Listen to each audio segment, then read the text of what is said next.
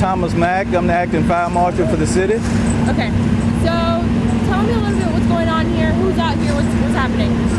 Okay, this fire started at 4:19. It was called in at 4:19 this morning by the owner.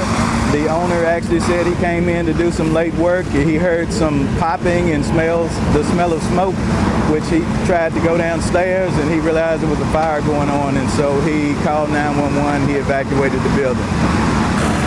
Okay, this fire started on the A shift and they sent a full response to this location, and actually at 7:30 shift change they had to relocate some people in the B shift. It's the guys that are here on duty now, and they assume a fire attack. So what crews are out here right now? Okay, we have engine 6, we have truck 1 and truck 2 for the large water.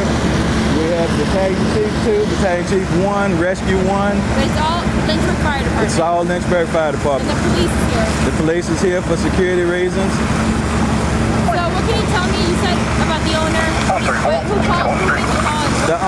The owner of the hobby shop, which is Mr. Lale, he actually was here doing some work late this morning, early hours of the morning, and he heard something, he smelled something. He said he went down to the basement to investigate. And so he put his hand onto a door in the basement area. He said it was hot, he knew not to touch it, so he exited the building. He called 911.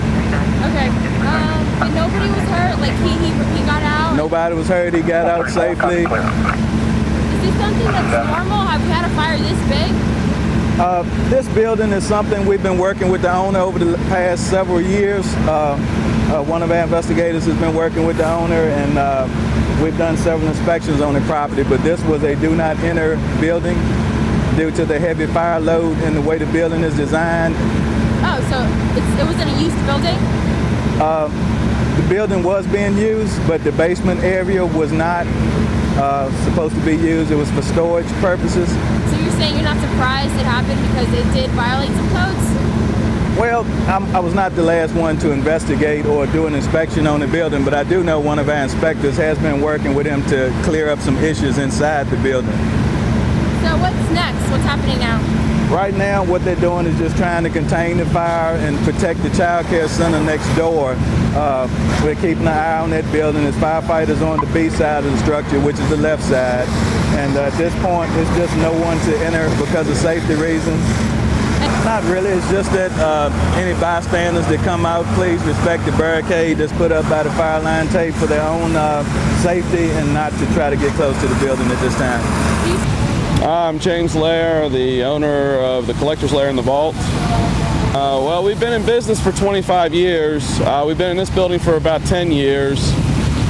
We handle all kinds of collectibles and hobbies.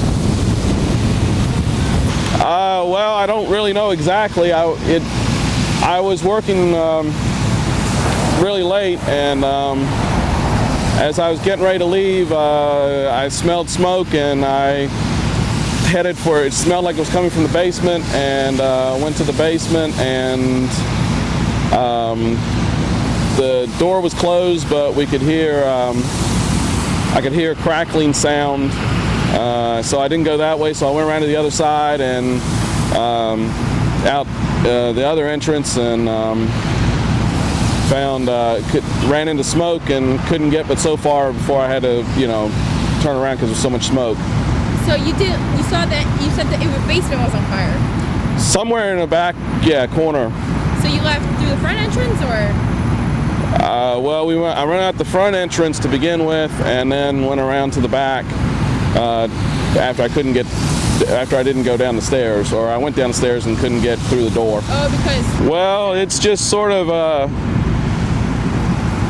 little bit of a state of shock. You've been doing this for 25 years, and pretty much it's an everyday thing. So, all of a sudden it's like, oh, well, I guess I don't have to anything to do tomorrow. So it's just going to be just seeing one day at a time, see what we can do. What were? It's just you start thinking about all the things that were in the building that you don't, really think about until you start, oh, I don't have that anymore, I don't have that anymore. So it's just going to be,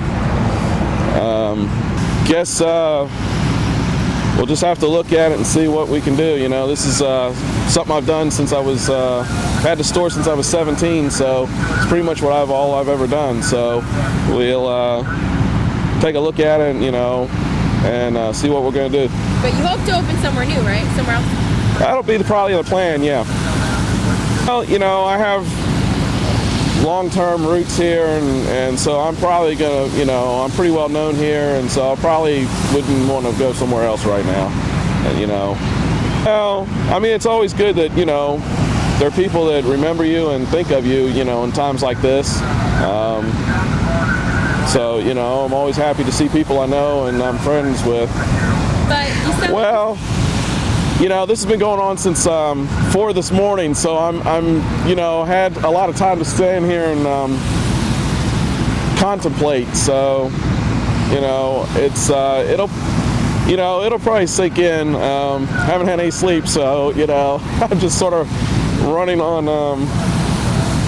adrenaline right now. So when that all goes away, I'll probably feel it a lot more. Is there anything you'd like to add?